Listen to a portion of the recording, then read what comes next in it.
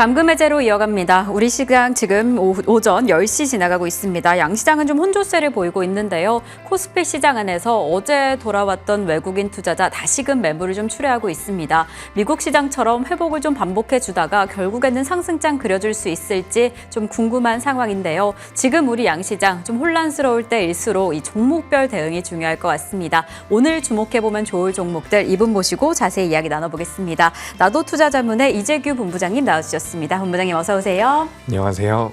네, 저희는 본부장님과 함께 오늘은 또 어떤 종목 잠금 해제해보면 좋을지 살펴보도록 하겠고요. 그 전에 지금 시장 전반적인 흐름 머니맵을 통해서 살펴보시죠. 네, 오늘 시장 안에서 삼성전자, SK하이닉스 그래도 회복세 보여주고 있습니다. 각각 0.17%, 0.58% 상승하고 있고요. 한미반도체가 4%라는 시원한 상승세 보이고 있습니다. IT 계열에서는 LG전자, 강보합권 0.51% 상승하고 있고요. LG디스플레이 2.4% 상승하고 있는 상황입니다. 단연 2차 전지단에서는 LG에너지솔루션 좀 강력한 흐름 보여집니다. 아무래도 벤츠에 이어서 포드까지 수주 소식이 들려오면서 수혜에 대한 기대감이 이어지고 있는데요. 어제에 이어서 오늘도 1% 가까운 상승세 보이고 있습니다. 그래도 오늘은 셀3사, 삼성, SDI, SK이노베이션까지 모두 빨간불을 켠 상황입니다. 오늘 자동차 섹터 내에서 현대차와 기아가 또 하락불 이어갑니다. 현대차 3% 넘는 하락세 이어가고 있는데요. 그래도 이러한 하락세 안에서도 외국인 지분율이 지금 58개월 만에 최고치 경신했다는 점 함께 체크해 보시면 좋을 것 같고요. 어제여서 오늘도 현대모비스는 현대차의 자리를 대신해서 좀 주인공 자리를 이어가고 있는 게 아닌가라는 흐름 보여집니다. 0.41%, 한온시스템은 0.27% 상승하고 있습니다. 이 와중에 두산에너빌리티 8%가 넘는 상승세 보이고 있습니다. 이러한 흐름 안에서 오늘 시장 안에서는 어떤 종목 집중하면 좋을지 본부장님과 함께 이야기 나눠보려고 합니다. 자, 그렇다면 오늘은 어떤 종목 잠금 해제해보면 좋을까요? 오늘의 첫 번째 종목 확인해 보도록 하겠습니다.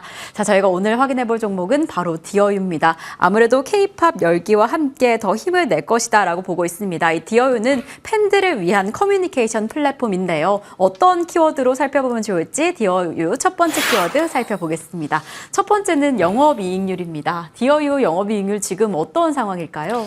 네, 일단 영업이익률에 대해서 말씀드리기 전에 우리가 이제 엔터 쪽에 대한 관심이 저는 굉장히 필요하다라고 그렇죠. 보고 있거든요. 네. 엔터 같은 경우는 지금 시장에서 소외된 지가 굉장히 오래됐죠. 우리가 연초부터 본다라고 한다면 AI를 필두로 한 반도체 기업들이 주가 흐름이 굉장히 좋았고 그 다음에는 제약바이오를 필두로 한 성장주들의 주가 흐름이 굉장히 좋았단 말이에요. 근데 그럼에도 불구하고 소외됐었던 업종이 엔터 업종이라고 보시면 좋을 것 같습니다. 그래서 작년부터 피크아웃 논란이 있으면서 업종 기준으로 가장 많이 하락을 했다라고 보시면 좋을 것 같은데 요 엔터 쪽 같은 경우도 결국에는 순서가 돌아올 가능성이 높다라고 생각을 하고 있습니다. 중국에서 뭐 경기 부양책도 내놓고 있고요. 엔화 강세로 이어진다라는 부분들 그리고 주력 아티스트가 돌아온다라는 부분들에서 우리가 엔터 업종 자체가 좋아질 것이다 라고 저는 생각을 하고 있는데 그중에서 탄력적인 종목이 뭐가 있을까라고 고민을 해본다면 이 디어유라는 회사가 있습니다. 이 디어유 같은 경우는 지금 화면에 제가 여기 화면 보시면 아시겠지만 구독수 추이와 전망이 있습니다. 그래서 2024년도 상반기 때 잠깐 꺾이는 모습이 나왔다가 다시 한번 올라오죠. 아까 전에 이제 앵커님께서 말씀을 해주셨던 것처럼 이 팬 커뮤니케이션과 관련되어 있는 사업을 영위하고 있다라고 보시면 좋을 것 같습니다. 근데 이 부분 같은 경우는 이 플랫폼을 구축을 해 놓으면 구독자 수가 늘어남으로써 비용이 많이 증가하진 않거든요. 그러니까 플랫폼을 만들어 놓은 이후에는 구독자 수만 늘어날 경우에 영업이익이 굉장히 가파르게 올라올 수 있다는 장점이 있습니다. 그렇기 때문에 이 회사 같은 경우는 영업이익률 쪽에서 굉장히 메리트가 있는 기업이다라고 보시면 좋을 것 같고요. 지금 2026년도 아직까지 좀 먼 이야기지만 우리가 이제 조금만 있으면 이제 2025년도가 되죠. 2025년도부터 실적적인 부분들이 개선이 된다라고 한다면 영업이익률적인 부분에서 굉장히 큰 메리트를 가질 수 있는 기업이기 때문에 전 지금부터 좀 관심을 가져보시는 게 어떨까라는 의견 드리도록 하겠습니다. 네, 이제는 엔터 섹터 자체의 순서가 오지 않을까라는 이야기를 해주셨는데 디어유 지금 구독자 수 증가하는 폭을 보니까 마진 그리고 영업이익이 좀 기대가 됩니다. 이 시점에서 디어유 또 어떤 관점으로 지켜보면 좋을지 두 번째 키워드 열어보도록 살펴보도록 하겠습니다.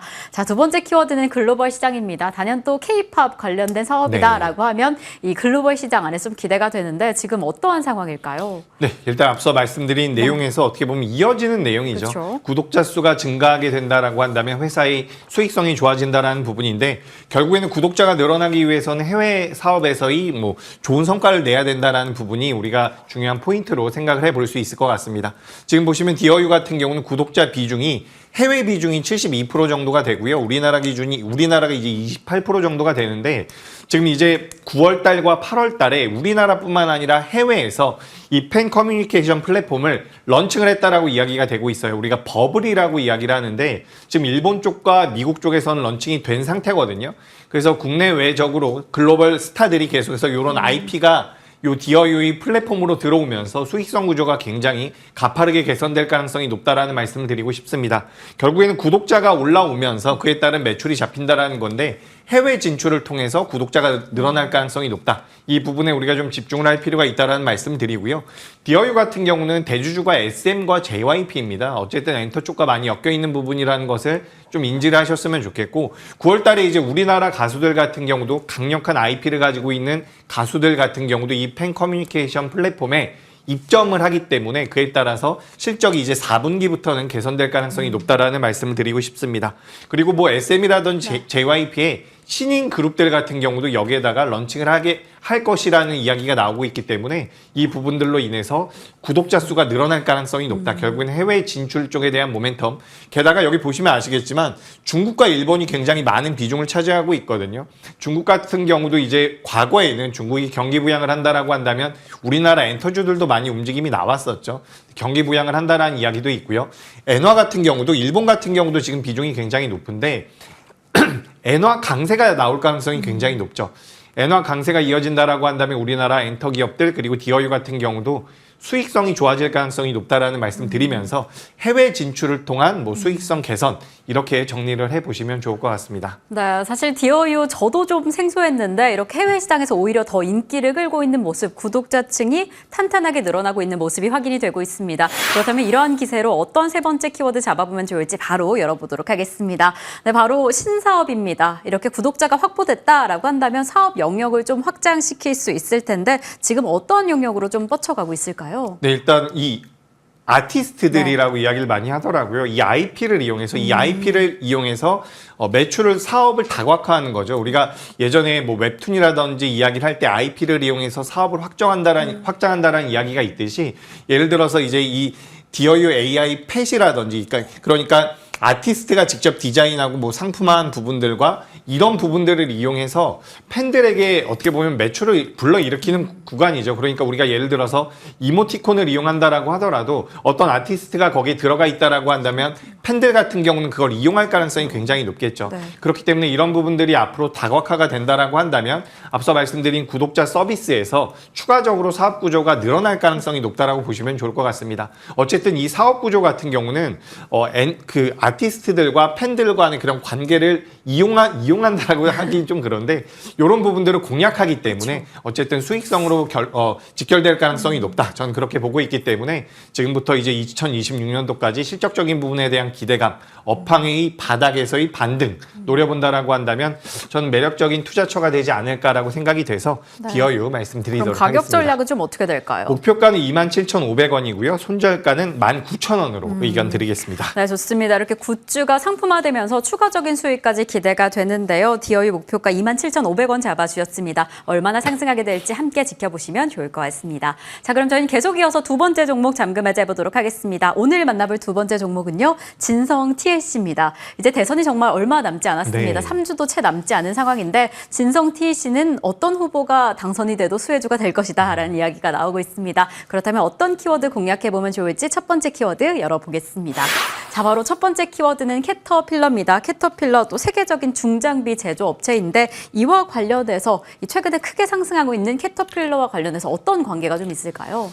네, 일단 캐터필러가 네. 주가 흐름이 굉장히 좋습니다. 그러게요. 오늘 네. 새벽에도 올라왔고 계속해서 보시면 아시겠지만 이게 일봉이거든요.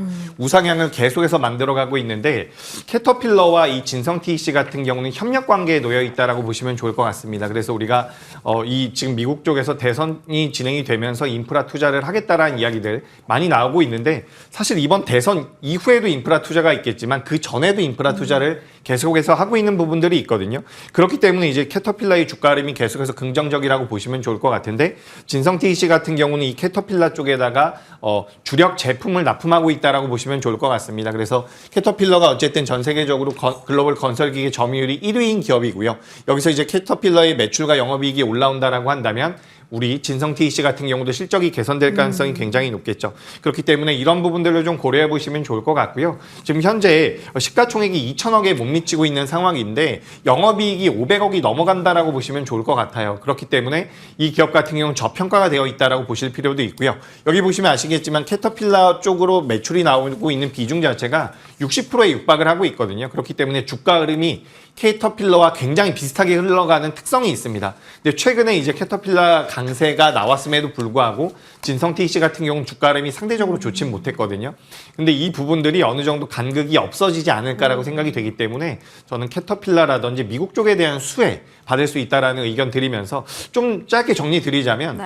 인프라 투자를 하게 된다고 지금 전력 관련주들 많이 움직이잖아요. 근데 그런 기업들 같은 경우도 결국에는 중장비를 사용한다라는 거죠. 그래서 우리가 투자 아이디어의 확장 관점에서 봤을 때 굉장히 매력적이지 않나라는 의견 드리겠습니다. 네, 폭발적인 상승세를 보이고 있는 캐터필러 협력 관계를 가지고 있는 만큼 주가 상승도 좀 기대가 됩니다. 그렇다면 두 번째 키워드 바로 열어보겠습니다. 자, 두 번째 키워드는 우크라 재건입니다. 이제 대선이 끝난 이후에 기대감을 좀 담당하고 있는 부분인데 지금 우크라 섹터에서는 어떻게 보고 계실까요? 네, 일단 트럼프가 앞서 나간다는 이야기들이 나오면서 테마성을 가지고 있는 종목군들이 변동성을 보이고 있는데 지금 우리가 이 인프라 투자, 바이든도 계속해서 투자를 하고 있는 부분이고요. 그리고 우크라이나 재건 이후에 굉장히 많은 금액이 들어간다는 이야기가 나오고 있어요. 그래서 이제 우리나라에서도 관련주들의 변동성이 나오고 있는데 우리가 냉정하게 따져보면 과거에도 이런 재건 쪽에 관련되어 있는 모멘텀들은 미국 기업들이 받아갔거든요. 바로 캐터필러가 받아갔다라는 거죠. 그렇기 때문에 캐터필러 쪽에 대해서 납품을 하고 있는 진성 TEC가 어떻게 보면 실제로 수혜를 받을 수 있는 기업이다라고 보시면 좋을 것 같습니다. 그리고 뭐 트럼프든 바이든이든 당선 당시에는 이렇게 진성 TEC가 주가 흐름이 좋았었던 경우가 있습니다. 바이든이 아니죠. 트럼프 대통령이 재임 기간 그러니까 1기 때도 진성 TEC가 주가 흐름이 굉장히 좋았던 과거의 기록이 있기 때문에 이런 부분들을 고려해 봤을 때 건설기계 쪽은 계속해서 보시는 게 어떨까라는 의견 드리겠습니다. 네, 좋습니다. 그럼 저희 바로 이어서 세 번째 키워드 열어보도록 하겠습니다. 세 번째 키워드는 단연 굴삭기 부분의 강자다라는 내용입니다. 이와 함께 가격 전략까지 함께 부탁드릴게요. 네, 일단 굴삭기의 수명이 약 네. 10년 정도가 된다라고 해요. 그래서 2016년도 때 굉장히 강력한 사이클에 들어갔고 이게 이제 2026년도부터 사이클이 끝나게 된다. 사이클이 다시 도래할 가능성이 높은데 그 매출단은 이제 2025년도부터 잡힐 가능성이 굉장히 높다라는 거죠. 그래서 우리가 이 하부 주행체 쪽에 대한 모멘텀을 가져가고 있는 기업이고 이게 주력 제품이라고 보시면 좋을 것 같거든요. 그래서 캐터필러에다가 납품하고 있는 이 부분이 글로벌 시장에서 교체 주기에 도래했다라는 관점에서 봤을 때 굉장히 매력적이지 않나. 네. 그래서 뭐 우리나라 기업들로에도 납품이 진행이 되고 있고요. 뭐 캐터필러라든지 존 디어 쪽에도 납품이 되고 있기 때문에 네. 요 진성 TEC 같은 경우도 보시는 게 좋지 않을까. 이렇게 말씀드리면서 미국, 중국 모두 다 굴삭기 수요의 증가 가능성 네. 말씀드립니다. 네. 목표가는 1,500원이고요. 손절가는 7,600원 의견 드리겠습니다. 네, 좋습니다. 오늘 진성 TEC 목표가 1,500원, 손절가 7,600원 잡아주셨습니다. 지켜보시면 좋을 것 같고요. 그럼 이상으로 나도 투자자문의 이재규 본부장님과 인사드리겠습니다. 오늘도 감사드립니다.